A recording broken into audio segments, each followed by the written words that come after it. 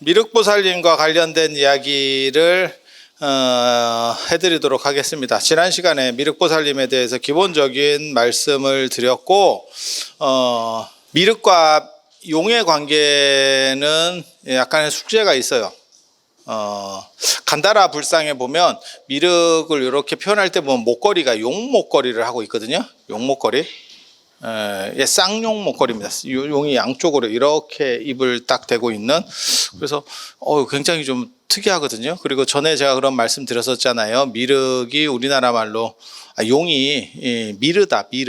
미르의 전설 게임도 있었고 미르재단 이런 것도 있고, 그래서 용과 미륵, 그리고 미륵 부처님은 용화수 나무에서 깨달음을 얻고, 그러니까는 부처님께서 피팔라수 보리수 나무 밑에서 깨달음을 얻는 것처럼 용화수 나무 밑에서 깨달음을 얻고 3번에 걸쳐서 법을 설하신다. 그래서 99억, 96억, 그 다음에 94억의 중생들을 제도한다더라. 그게 용화삼회라고 합니다.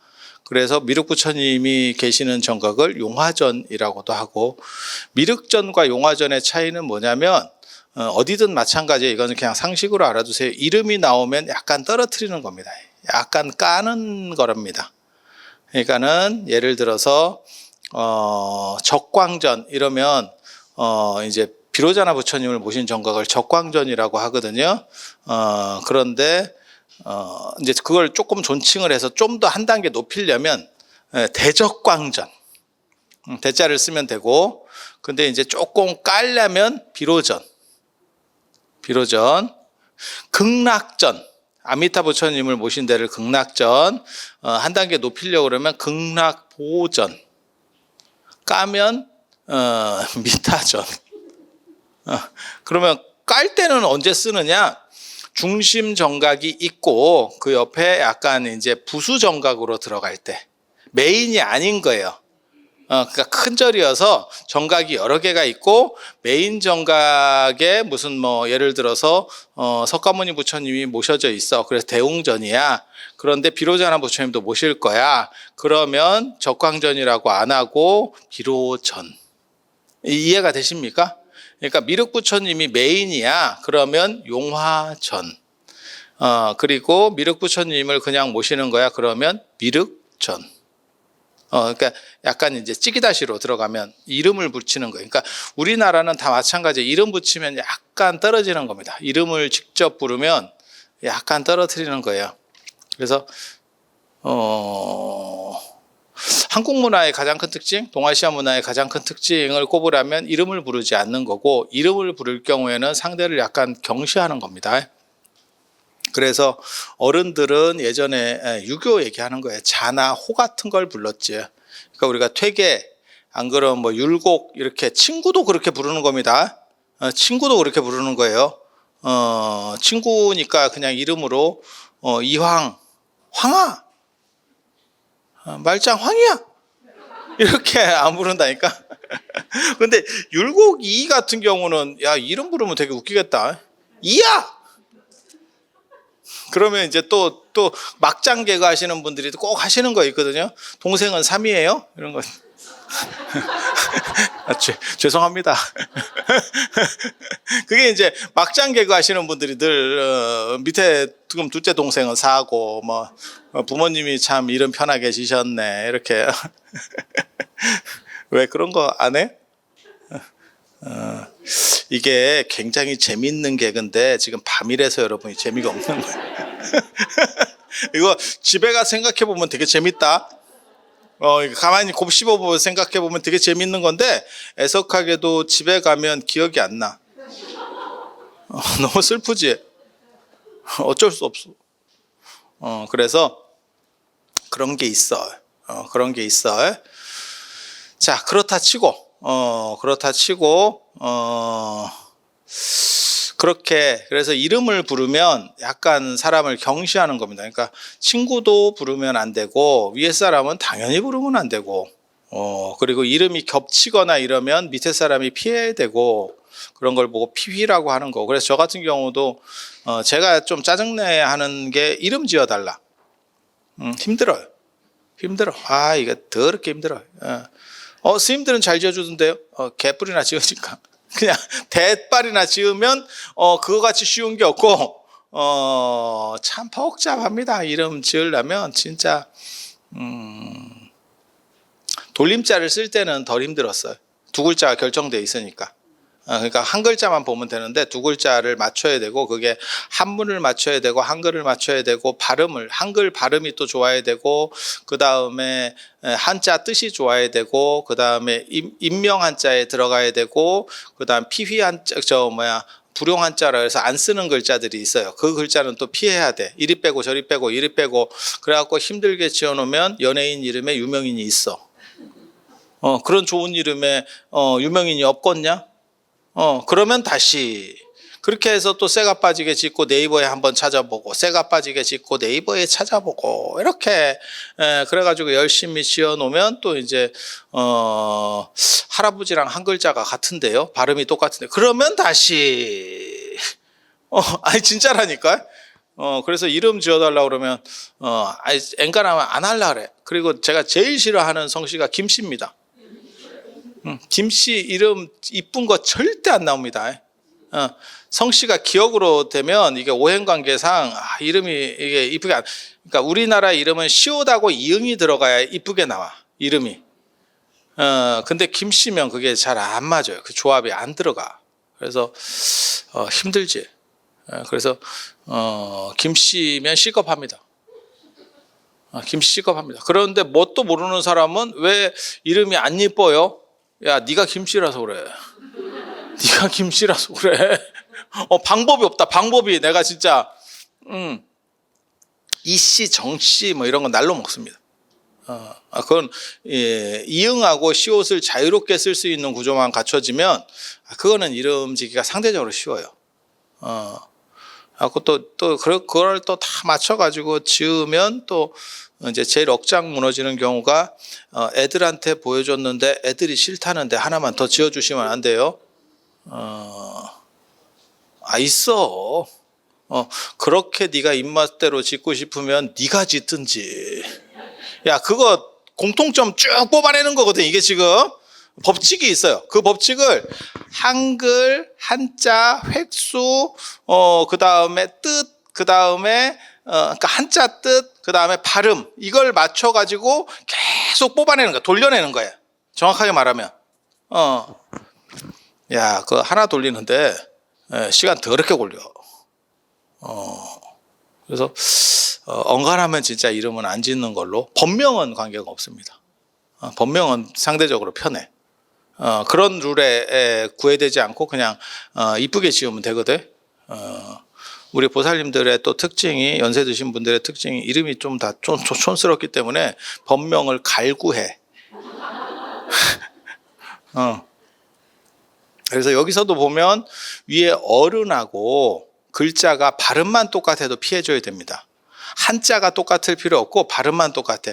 할아버지 성함에 뭐 정자가 들어갔어. 근데 내가 뭣도 모르고 정자를 쓰면 무조건 바꿔야 됩니다. 그렇게. 그래서 이름을 피하는 문화, 그걸 경명문화라고 하고 피휘, 이름을 피한다, 꺼린다라는 그런 룰이 있어요. 그래서 이름을 직접적으로 부르는 건 상대를 무시하는 거예요.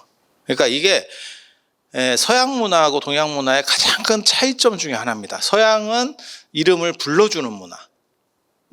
그 사람을 정확하게 불러주는 문화. 우리는 관계를 부르거나 이름을 불러야 될 상황에서는 이름을 안 부르고 가명을 불러줘요. 그래서 이걸 제가 뭐라고 얘기하냐면 가명의 문화라고 얘기하거든요. 되게 재밌는 거 있어요. 우리는 출가하면 법명 이래가지고 스님들도 가명을 쓰잖아. 부처님 제자는 사리불은 사리불이에요. 법명 실명제라니까. 법명 실명제다. 진짜야. 그래서 우리 그거 있었는데 우리 대학 다닐 때 원래 일반 대학 같은 경우는 법명이 있어. 그럼 법명 불러줄 것 같아? 안 불러. 당연히 안 불러. 그냥 이름 부르지. 출석부에 그렇게 나왔잖아. 그렇잖아. 이제 대학원 정도 되면 사람이 몇 안 되고, 그 다음에 이제 다 나이가 먹은 사람들이잖아. 박사과정 와 있고 이러면, 저도 뭐 성대도 다니고 고대도 다니고 이랬으니까, 그러면 이제 교수님도 출석 잘 안 불러. 사실 정상적인 박사과정 정도 되면 출석을 잘 안 부릅니다. 이유는 몇 놈 없어. 다 면식범이거든. 그러면 그냥 스님 오셨어요? 대충 이런 식으로 가. 종교가 달라도 그걸 굳이 출석부를 해가지고 이름을 부르지 않는다고. 이해가 되시죠? 근데 이제 학부 같은 경우는 이름을 불러. 근데 동대는 종립학교다 보니까 뭐가 있냐면 가로 열고 법명이 적혀 있어. 스님들 같은 경우는 불교 학교니까. 그런데 이제 또 투철하게 이름만 부르는 선생이 있어. 어떤 뜻인지 알아듣겠어요? 그게 이제 약간 기독교과인 거야. 이해가 됩니까? 꼭 이름을 불러. 근데 또 재밌는 게 비구 스님은 괜찮은데 비구인 스님들은 또 이름이 더럽게 촌스러워요. 그래가지고 이름 불리면 애들이 좀 뒤에서 키득키득 웃어.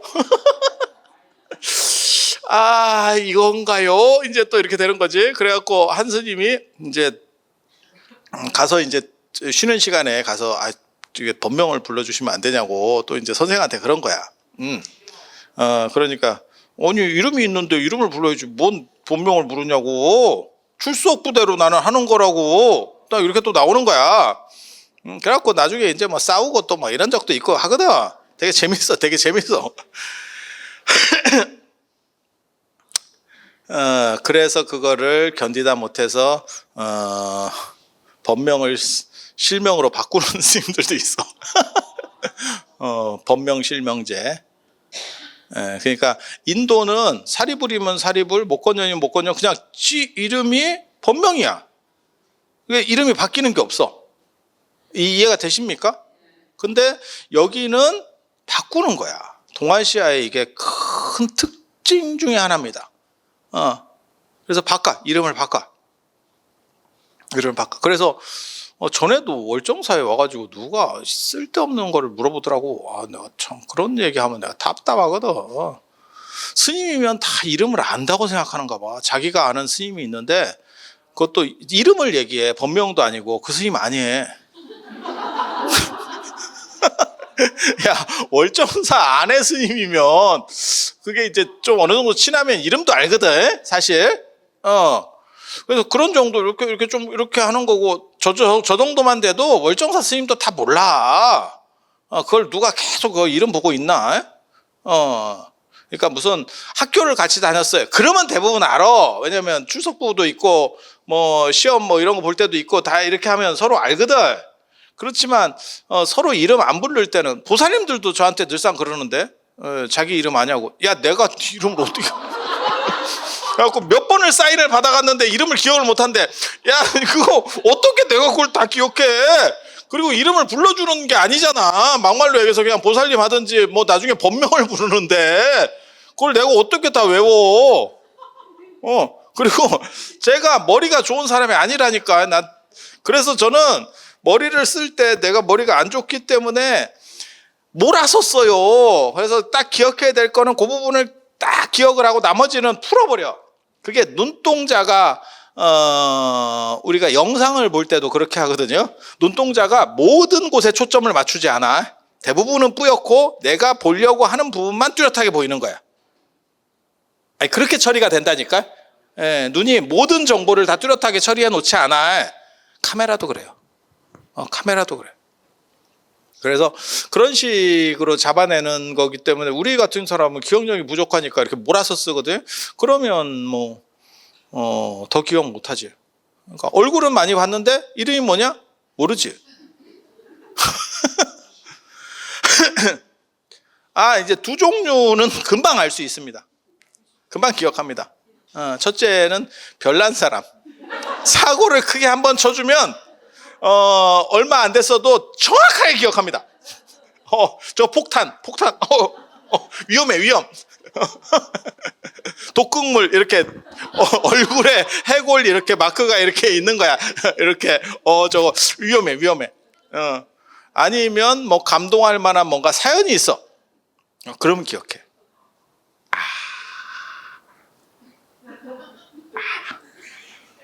제가 우리 반장님 기억 잘 하잖아.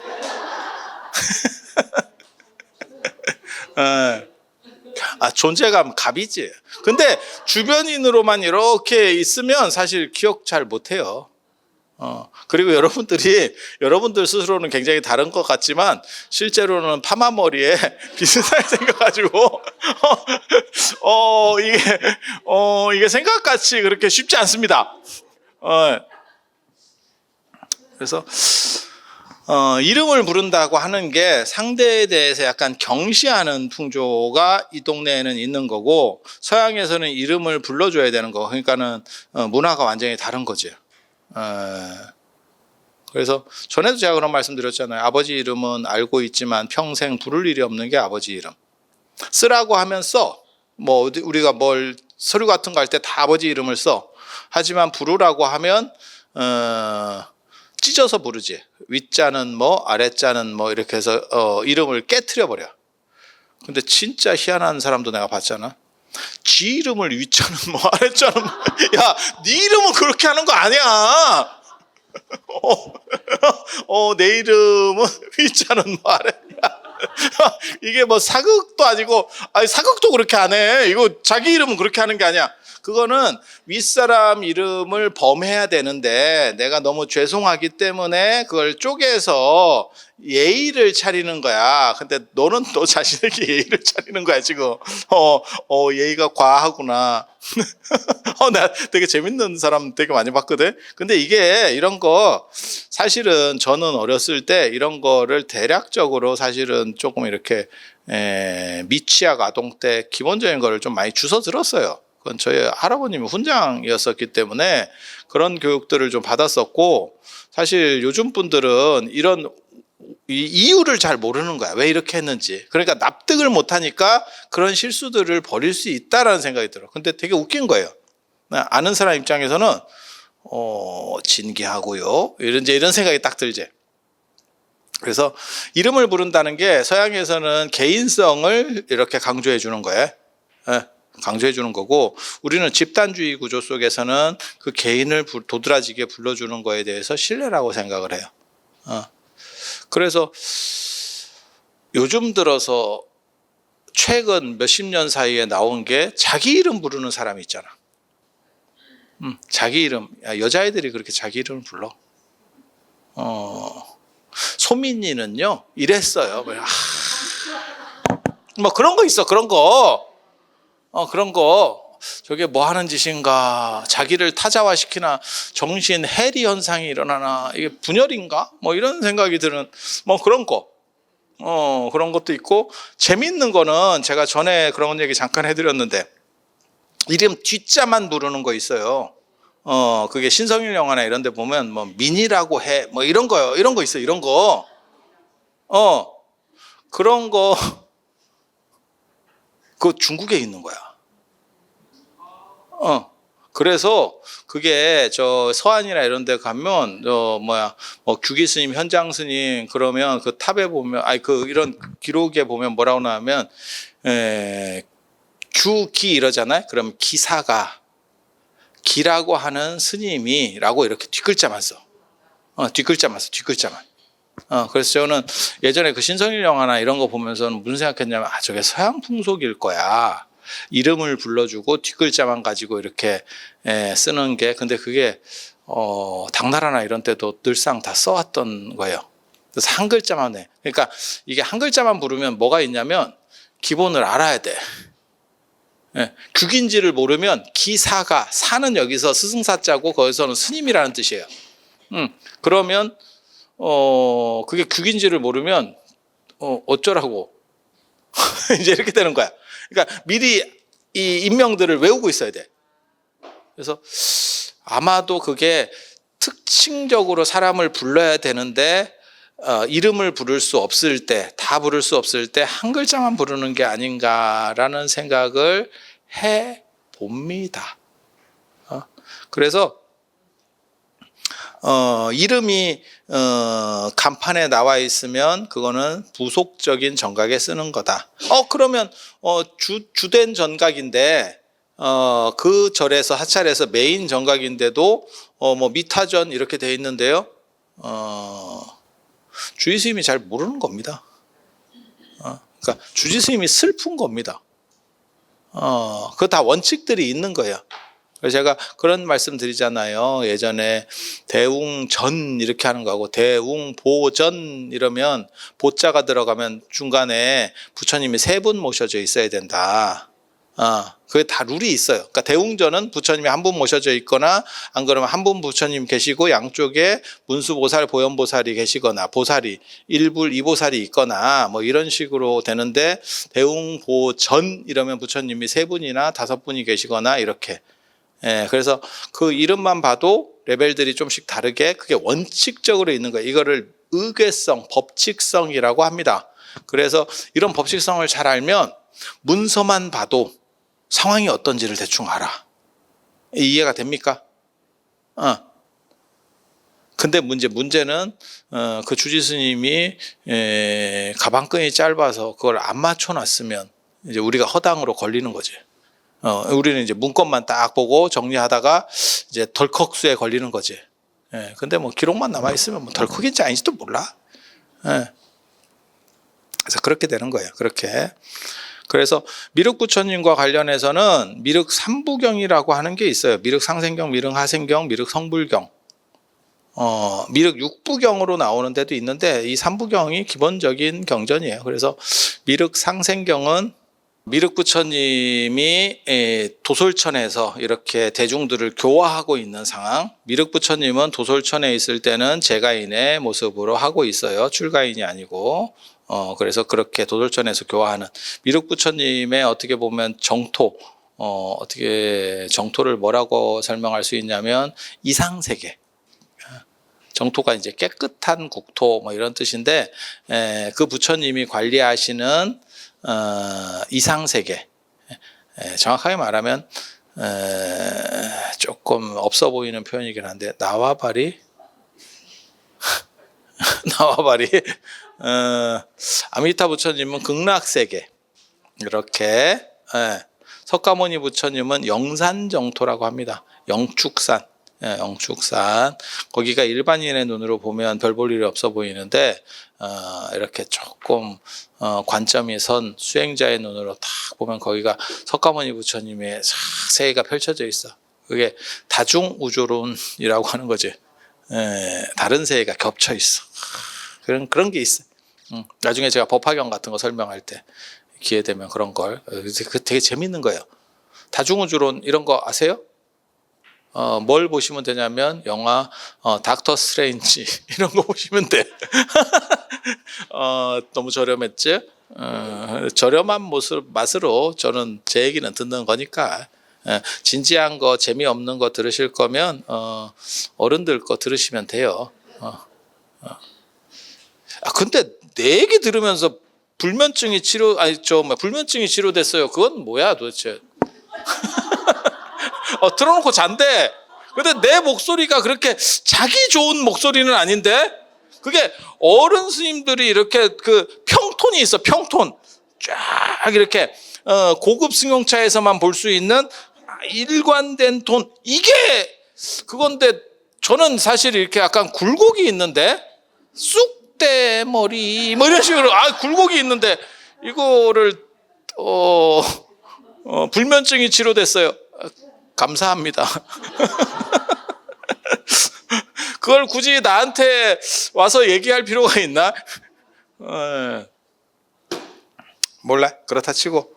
그래서 미륵 상생경은 도솔천에서 이제 교화하시는 모습을 나타내는 거고, 미륵 하생경은 내려오셔서 어떻게 교화하시는지, 이제 성불해서, 그리고 미륵 성불경은 성불하실 때 상황.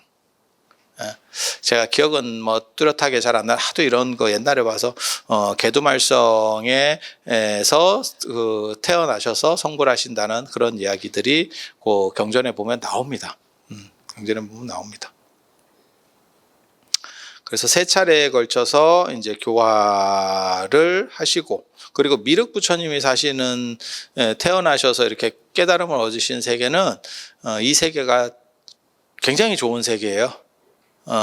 그래서 사람들도 수명도 길고, 그 다음에 통치도 굉장히 안정된 세계.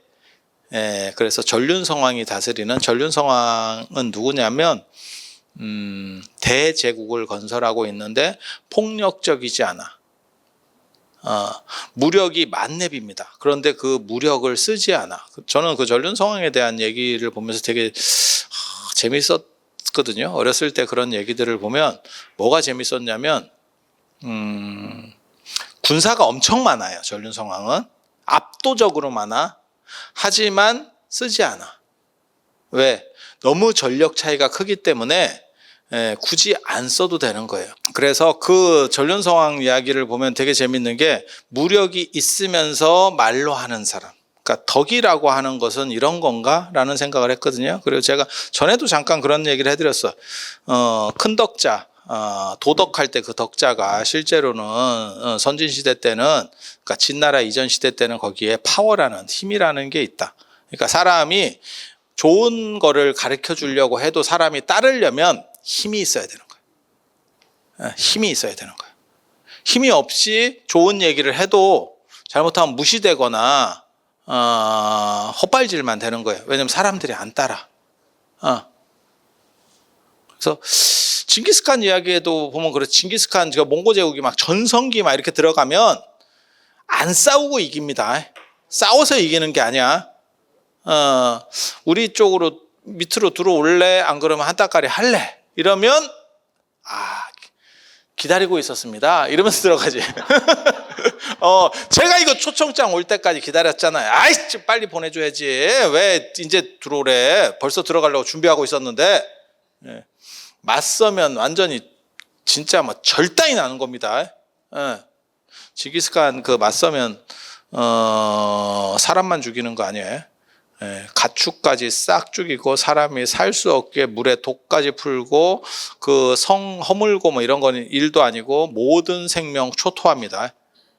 그래서 징기스칸이 진짜, 징기스칸 부대, 몽고 부대가 진짜 잔인하게 한 쪽에는 보통은 전쟁에서 지더라도 다시 거기서 사람들이 살아요. 우리도 임진왜란 때 뭐 서울 뭐 이런 거, 안 그러면 한국전쟁 때도 서울 피해 있었지만 다시 거기 살잖아. 근데 징기스칸은 그 몽고 군대한테 제대로 걸리면 도시가 다시는 역사 속에서 사라집니다. 완전히 끝내버리는 거예요. 그런 거 보면 그런 거 몇 번 본보기로 보여주면 굳이 안 맞아도 그렇게 가는 거죠. 그래서 덕으로 다스리면서 세상을 화평하게 이렇게 만드는 분이 전륜성왕이에요. 그래서 미륵부처님이 성불하실 때는 무조건 전륜성왕 치세입니다. 그리고 사람들도 오래 살고 오래만 사는 게 아니고 젊고 건강하고 단순히 그냥 오래 사는 거는 좋은 게 아니라는 거를 우리가 지금 알고 있죠. 건강하고 오래 살게. 그러면 재밌으려나? 자, 그 생각은 해봤어요. 건강하고 오래 살아도 한 사람하고만 살면 너무 힘들지 않을까? 죄송합니다. 불경한 생각일 수도 있는데, 아니, 그전에는 그런 생각을 안 해봤는데, 요즘, 너무 오래 살면서 황혼기 이온이 늘어나고, 아니면 조론이라는 건 뭐냐면, 이혼은 안 하는데, 뭐 따로 살고, 뭐 이렇게, 사는 그런 것들이 많이 있잖아요. 애들 여우고 나면 뭐 각방에서 살고, 이렇게, 밥 먹을 때, 이렇게 서로 좀 보고, 안 죽었나 가끔 확인하고 뭐 이렇게 근데 그렇게 되는 이유가 한 사람과 너무 오래 살아서라는 이야기가 있어요. 그래서 아니 100년을 살아도, 그러니까 결혼 생활로 50년을 살아도 이렇게 뭐 서로 대화할 일도 별로 없고 이런데, 예를 들어서 결혼 생활을 한 3만 년 하면 야, 이게 쉬울까에 대한 생각을 하거든요. 아니야, 그런 거에 대해서 부정적으로 얘기하는 건 아니에요. 왜냐면 지금 우리가 애들도 잘 안 낳는데 합계 출산율이 안 좋은데 뭐 그걸 조장하는 건 아니고, 그런 의무나 이런 부담이 커지면서 결혼이 자꾸 해체되는 거죠. 그래서 프랑스 같은 경우는 동거도 결혼에 준하는 제도 안으로 넣어버렸죠. 근데 우리는 결혼하지 않고 애를 낳는 거를 굉장히 약간 이렇게 터부시하기 때문에 약간 안 좋게, 많이 안 좋게 보죠. 정확하게 말하면. 그러니까 그런 거 저 통계에도 나왔거든요.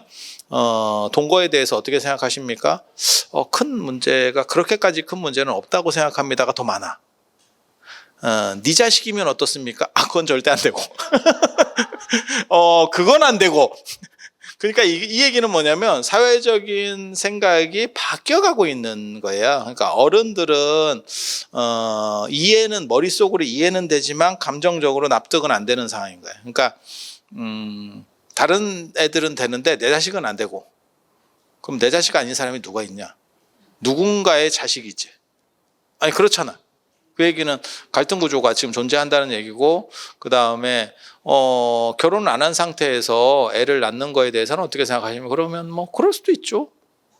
그러면 당신 아들이 그렇게 하면 그거는 좀 이게 지금 그렇게 그 정도 상황인 거예요.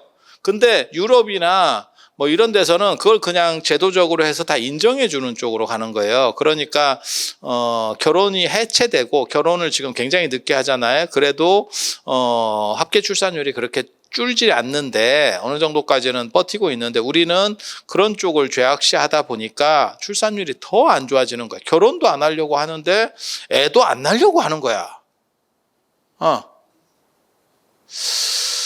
그래서 좀 문제지. 그럼 뭐 네가 답이 있냐? 그냥 없고요. 그냥 넋두리였습니다.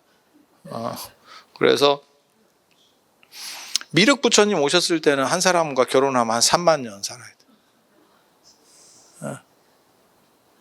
3만 년 살면 무슨 일이 벌어질까? 그런 생각이 갑자기 들어. 그래서 미륵 부처님의 세상은 아무튼 평화롭고 안정된 세계라는 거예요. 그래서 우리도 삼국통일 전에 고구려 백제 신라가 박터지게 싸웠을 때 미륵에 대해, 미륵 신앙이 계속 대두되는 이유가 뭐냐면 하나로 통일된, 안 싸우고 이렇게 조화된 하나의 통일 정부가 있는 화평한 세계가 됐으면 좋겠다. 그래서 그걸 이제 메시아 신앙 뭐 이렇게도 얘기를 합니다. 미래불 신앙, 메시아 신앙. 그러니까 새로운 누군가가 와서 전체를 다 해결해 줄 거다. 라고. 그리고 지금 같이 한국 사회가 첨예하게 대립되는 시점이 없는데, 이런 때일수록 사실 이러한 미륵에 대한 부분이 좀 더 강조가 되면 좋겠다라는 생각이 있어요. 그래서 미륵은 지난번에도 말씀드렸지만 자시 미륵불이에요. 자시 미륵불. 그래서 미륵 부처님의 전각을 자시전이라고 하는 경우도 있습니다. 자비에서의 자예요. 그러니까 사랑 중심. 그래서 자애로운 게 미륵 부처님이에요. 그래서 미륵 부처님이 활동하실 때는 모두 다 화평하게 잘 될 수 있는, 개인적으로는 저는 우리나라 사람들의 잠재력을 굉장히 높게 보기 때문에, 유럽이 몇백 년에 걸쳐서 한 걸 우리가 수십 년 만에 했으니까 유럽의 100년이 우리의 10년 정도에 해당했다고 보시면 돼요. 그래서 엄청난 성장을 했고 진짜 맨바닥에서, 저는 그걸 굉장히 자랑스럽게 생각합니다. 한국전쟁까지 끝나고 진짜 폐허 속에서 우리가 올라온 거예요. 그리고 아무도 가능하지 않다라고, 저 정도 거지 같은 상황에서 어떻게 올라오겠노. 막말로 얘기해서 소도 비빌 언덕이 있어야 되고, 뭘 어떻게 뭐 투자에 아무리 귀신이라도 종잣돈이 있어야 돼. 땡푼이었는데. 그런데 그 상황에서 여기까지 올라왔잖아. 얼마까지 올라왔는지 아세요? 지금 일본하고 다이다이입니다. 일본하고 우리하고 같은 34,000불이에요. 야, 그거 진짜 대단한 거야. 왜냐면 저희 어렸을 때 일본은 싫은 나라고 좁혔으면 좋겠는 나라지만 넘사벽이었다니까. 어디 일본을 이런 나라였는데 우리나라나 일본이나 국민소득이 같다고? 이거? 야, 그게 가능한가? 야, 그날이 오는구나. 물론 그날이 왔는데 대만은 우리보다 잘 살고요. 대만 우리보다 쩔이라고 생각했는데 저놈들이 어디 고구마 같은 저 이상한 데 사는 놈들이 말이야. 우리보다 위로 올라갔고요. 참 그렇지. 그래서 미륵부처님 같은 분이 지금 좀 어떻게 움직이셔서 좀 복되고 안정된 이런 모습들이 많이 좀 구가가 됐으면이라는 생각을 하여 봅니다. 그리고 미륵부처님을 모시는데 가장 대표적인데 법주사 금산사, 법주사 청동미륵대불, 요 사진에도 있잖아. 법주사 청동미륵대불. 나 이 불상만 보면 너무너무 가슴이 아프죠. 이 자리에 진표율사가 통일신라 시대 때 모셨던 실제로 동으로 된 대불이 있었는데, 이렇게 큰 불상은 아니고 있었는데, 대원군이 경복궁 중건한다고 당백전 만들 때 녹여서 동전을 만들었다는 이런 미친 만행이 있었습니다. 지금까지 남아 있었으면, 그 불상이 남아 있었으면 유네스코 문화유산입니다. 1300년짜리 불상을 녹여서, 통일신라 시대 그냥 불상도 보기가 그렇게 쉬운 건 아니거든요. 근데 그것도 대불이 있었는데, 모셔져 있었는데, 그거를 대원군이 참, 저때 법주사 스님 중에서 누군가 할복이라도 계속 하면서 버텼어야 되는데 안타깝습니다. 그거를 동전 재료로 쓰기 위해서 녹였다는 게 더 가슴 아프죠. 참.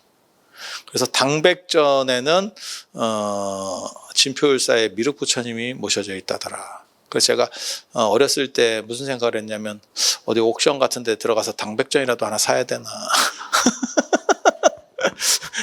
별 쓸데없는 생각 참 많이 하면서 살았어요.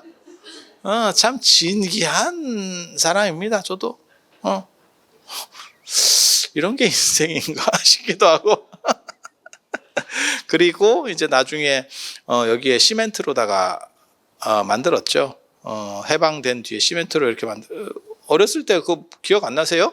그리고 나중에 80년대인가 제 기억에 청동미륵대불 만들었다고 뉴스에 나오고 하는 거를 제가 90년대 상인데 어떻게 이런 걸 알까? 나도 놀라운데 전생을 기억하는구나 내가. 내가 전생을 기억하고 있어. 그래서 이렇게, 그래서 진표계 미륵신앙의 대표 거점 사찰 요 법주사, 그 다음에 금산사는 진표계 미륵신앙의 종찰입니다. 종찰은 뭐냐면 대장사찰, 종갓집. 그래서 거기에는 그 미륵종을 법상종이라고 합니다. 육아법상종, 그러니까 미륵종이라고 보셔도 돼요. 그렇게 해서 거기에는, 금산사에는 계단이 있죠. 계단. 법상종 스님들이 출가할 때 이렇게 출가하는 계율을 받는 단. 그게 이제 그 대웅전 오른쪽에 이렇게 가면 거기 계단이 있죠. 통도사 계단처럼 이렇게 돌로 된, 그리고 거기에 5층으로 된 석탑이 한 기 모셔져 있고, 그 옆에 이렇게 복발형으로 된 조금 빼쪽하게, 통도사보다는 규모가 작죠. 그렇게 해서 모셔져 있는 그런 계단이 있고, 그거는 미륵종이 어떻게 보면 종찰이기 때문에 거기서 스님들이 다 출가하려는 사람들이 모여서 계율을 받고 이렇게 했었던 그 상징이라고 보시면 돼요. 우리나라에서 돌로 된 그런 계단이 남아 있는 데는 지금 2군데밖에 없죠. 그게 이제 통도사하고 금산사. 방등계단이라고 하는 게 제대로 된 명칭이고요. 금강계단은 나중에 나오는 명칭입니다. 방등계단, 네모난 계단, 그거는 도선율사의 계단도경에 근거해서 만들기 때문에 그렇습니다. 우리 그런 거 잘 알잖아. 종파들이, 천태종도 있고 종파들이 많은데 왜 그런 데는 계단이 안 남았습니까? 대부분 나무로 가설된 계단이었을 거예요. 그런 경우에는 나중에 이제 오래 지나면 사라지게 되죠.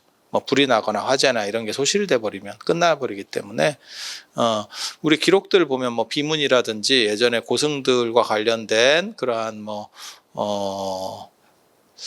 그런 내용들을 보면 관단에서 출가했다 뭐 이런 게 나오거든요. 그 관단이 정부에서 인정한 계단 사찰이라는 걸 의미하는 거예요. 그래서 그런 정도. 그리고 137쪽에 보면 미륵불 기도의 공덕, 극락은 너무 멀대. 서쪽으로 10만억 국토 뭐 이렇게 해서 키 밑에 붙이고 가야 돼요. 그 배 타고 가야 되잖아. 여러분 그 크루즈 여행 반야용선 타고 갑니다.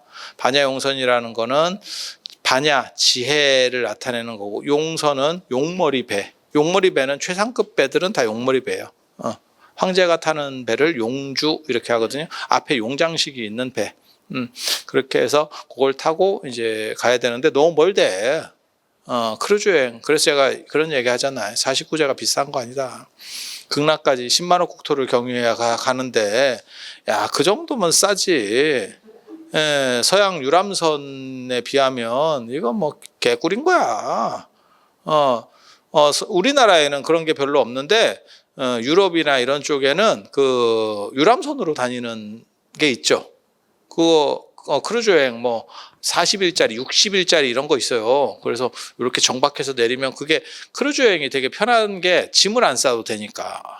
그리고 그런 제주도 가는 그런 배 아닙니다. 그렇게 생각하지 마.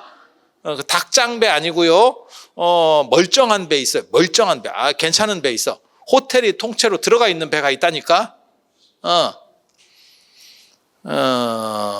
싼 배 말고. 그래서 되게 비싸죠. 그거 뭐 1,000만 원, 2,000만 원, 막 어떤 거는 막 몇 천만 원씩 하고 뭐 이렇게 해서 예전에 우리 어렸을 때 그런 거 있었는데, 미국 드라마의 사랑의 유람선. 그걸 다 기억하고 계시네. 그래서 그런 걸로 이제 극락까지 이제 가야지. 그래서 49제나 천도제 같은 거 할 때 보면 뱃줄을 딱 걸어서 원래는 그게 뱃줄을 그냥 걸어만 놓는 게, 저도 그냥 걸어 놓는데 걸어만 놓는 게 아니고 원래는 맨 마지막에 찢습니다. 쫙 찢으면서 배가 쫙 하면 물이 갈라지듯이 쫙 찢는. 원래는 다 그런 게 있어요. 그렇다 치고, 그래서 극락에는 너무 멀기 때문에 도솔천은 하늘에 있으니까, 수직으로 있으니까 그렇게 안 멀대. 그래서 그쪽에 가면 조금 극락보다는 약간 떨어지는데, 극락이 특급 호텔이면 여기 이제 한 4성급 이렇게 되는데, 이쪽이 좀 가까우니까 여기 좀 기다리다가 내려올 때 이렇게 하는 게 더 편하겠다. 가깝고 편하다. 라고 생각을 해서 도솔천에 태어나기를 바라는 사람이 있고, 그 대표적인 인물이 누구냐면 현장 스님이었던 거예요. 현장 스님 미륵종이니까. 그래서 신라 쪽으로는 미륵종이 두 파가 들어옵니다. 요 미륵법상종이 유가법상종이라고도 하고, 그냥 여러분은 그냥 미륵부처님을 시조로 한다고 생각해서 미륵법상종이라고 합시다. 그렇게 이해하면 상대적으로 쉬우니까. 그래서 태연계 종파가 있고, 그게 현장 스님 계열이에요. 그게 서명사파. 그래서 원측 스님, 태연 스님, 순경, 태연 뭐 이런 쪽으로 내려왔을 거고, 그리고 진표계가 있습니다. 진표계는 약간 불투명해요. 진표는 현장 스님하고는 약간 다른 계통이에요. 현장계는 아니고, 직접적인 건 아니고, 그래서 진표계는 그게 이제 순제법사라고 중국 오대산에서 문수보살을 만나서 수계받고 했었던 그 순제법사한테 배우고, 그다음 거의 어떻게 보면 진표가 개창자라고 보시면 돼요.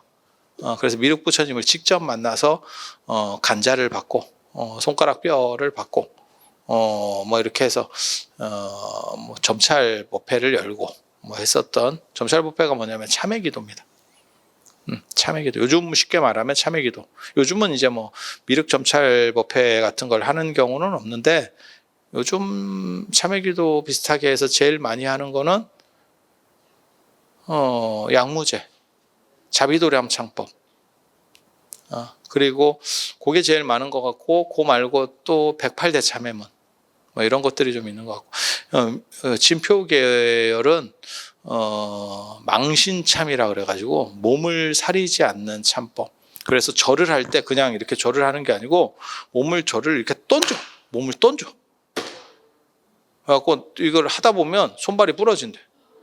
돌에다가 방석 안 놓고 이렇게 던져. 굉장히 좀 그렇죠.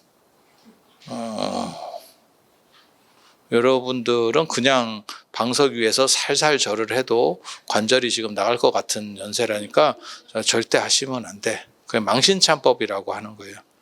그래서 굉장히 재밌는 거 말씀드리면, 진표율사가 이제 저 변산 부사의 방에서 그렇게 참법을 하면서 기도를 하면서, 미륵부처님이 나오시기를 바랬는데, 먼저 나온 게 누구냐면, 지장보살이 나왔죠.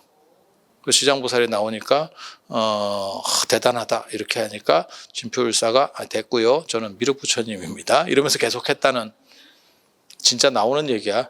진표정관조에 상궁유사 진표정관조, 그 다음에 발현수 석기, 그 다음에 그 발현수 그 수가 옛날에는 사라는 뜻이에요. 절사자예요. 그래서 그 금강산 발현사의 기록에 나오고 그 비석에서도 나옵니다. 우리가 좀 저렴하게 말하는 방식이어서 그렇지 근거는 진짜 정확하다. 내가 늘상 얘기하는데 우리는 논문을 쓰는 사람이고 그 논문들을 다 이런 얘기들 진표율사 얘기 이런 건 다 내가 논문 쓴다고.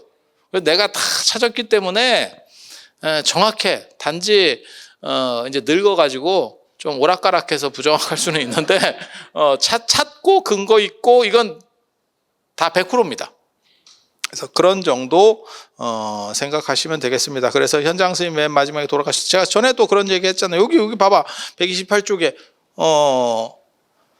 자은전, 대당, 대자은사, 삼장법사전. 중국에 가보면 큰 절들은 앞에다가 다 대자를 붙여. 그러니까 자은사 하는 게 아니고 원래 대자은사, 천복사 하는 게 아니고 대천복사, 흥선사 하는 게 아니고 대흥선사. 대자가 붙어있는 절들은 다 종찰급입니다. 굉장히 큰 절들. 우리 지금 말하는 본사급들. 그래서 구분하기도 좋아. 그러니까 그런 명칭들에 대한 것들 기준을 조금만 이해하고 있으면 이게 책으로 봐도 이게 큰 절이구나 작은 절이구나 어떻구나 이게 대충 나와. 나중에 이제 저 현장 스님 옥화사에서 돌아가시잖아요. 그 옥화궁 바뀐 절인데, 그 시설 엄청나게 좋았어. 궁궐을 바꿔서 절을 만들었으니 시설이 얼마나 좋겠어요? 부럽고요. 우리는 샌드위치 같이 살고 있는데, 요도 없고 진짜 이불에 반 접어가지고 그 안에 들어가서 내가 자는 거 보면 내가 가끔 보면서도 이게 인생인가? 이런 생각이 들죠. 계기도 굉장히 좋습니다. 요가 없으면 이불 사이에 이렇게 해서 반 접어서 이 안에 딱 들어고 내가 간디의 마음을 안다니까. 그거 굉장히 편해요. 익숙해지면 굉장히 편해. 빨래도 좋고 계기도 편고. 근데 남이 들어오면 겁나 없어 보이고. 내가 옛날에 모모 스님 그 방에 들어갔는데, 그 스님 진짜 대단하대. 비계 없고요. 비계 없고요. 요 없습니다. 그냥 맨바닥에서 이불만 놓고 자던데. 그래서 뭐 이런 놈이 다 있나. 재밌는 사람이, 청빈해서 그런 게 아니고, 이게, 남자 혼자 살다 보면, 그런 식으로 진화하는 사람이 있어. 짐이 많으면 귀찮거든. 이게 청빈의 문제가 아니야. 이런 사람을 보고 청빈하대, 이렇게 생각하면 여러분이 낚이는 겁니다. 그냥 제가 보기에는 게으른 겁니다. 게으른 겁니다. 그래서 이런 정도 이해하시면 되겠습니다.